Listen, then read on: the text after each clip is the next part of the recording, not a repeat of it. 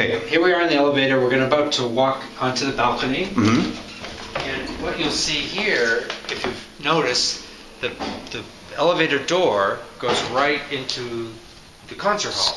Now you don't see that frequently, and that is, again, addressing the issue of wanting the most cubic footage for the concert hall. Mm-hmm. So there was no room to put in a hallway or a second door or anything like that. And on the other side of the balcony, if you see that door over there, Mm-hmm. that is a restroom. And the restroom door comes right directly out. So Okay. we thought there'd be problems with that when the hall opened, with people going back and forth and everything, but there's nary a problem. So it's worked out. And in fact, the architect designed this door to sort of soundproof it, but we never use it. We just keep it open. The door stays open? Yeah. Okay. So, and in here, well, I'll come around. This is what's called the front of house, even though it's in the back of the house, but it's front of house sound and light. If you came back here, you'll Oh, yeah, that's what I want to see see. the controls. Absolutely. And obviously, when you do a classical concert, a string quartet, you don't need this, but for all popular music and amplified music, you do need this. And Oh, this is the big board, yeah. This is the sound, and that one is the light. So we have some lighting effects and that sort of thing we can do for an artist. But most importantly is the sound mix, and this does it. Now, I noticed when I was at a concert, you have microphones. I'm going to point down there on the stage. You have, how many are there? I mean, they come out of the ceiling, they drop down. How's that work? There are 6 points potentially of microphones that can be dropped. You see 2 right there. Right.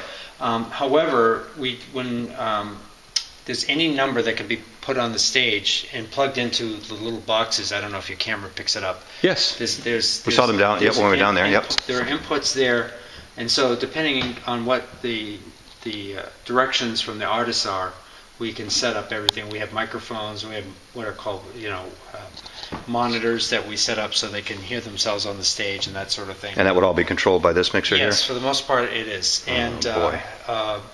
so it's all pretty flexible, and we've never been defeated by a tech writer yet. So Okay. And who runs the board? Do the artists bring their own man in, or sometimes they do, a woman? but not always. Mhm. And we have a few sound engineers that come in, and their job is just to run the show and work with the artists in the afternoon for the evening show. Cool.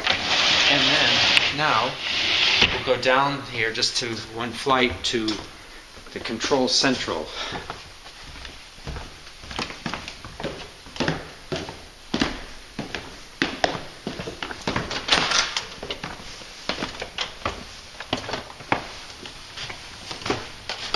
We're going to go up.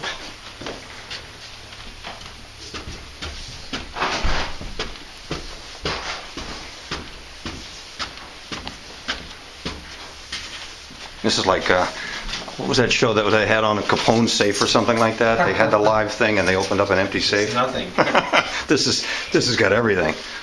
Okay, here's the audio room. Wow. There's more than audio in it, I'll tell you. Oh my good. Oh, hello. This room serves many functions. It is, first of all, I can go over and point out some of the highlights. Sure.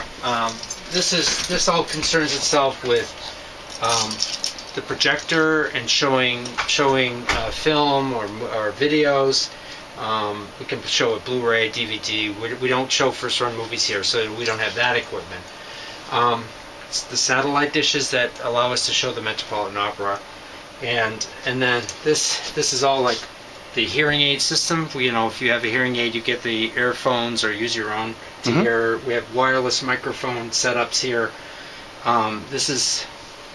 These are the amplifiers for the sound system controls. This is the most interesting thing. It's called a digital signal processor.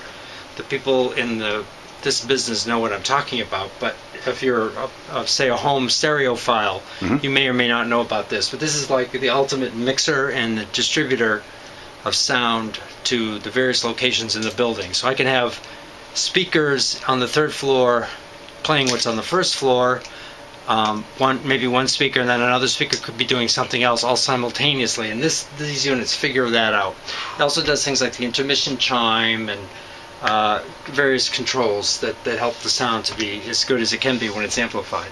And we also have some, video things that we do. We have monitors around the building one for the artists, one out in the lobby, backstage, in here. This room also serves as a recording booth. We do a lot of recordings here, and most of the time, the producer who's doing recording will bring his equipment in here, and the hookups are easy. All these things are hookups from point A to point B in the building. So Yeah, it looks like the old jacks I remember using a long time ago. for like the radio old station. telephone Yep. operators, right? Okay.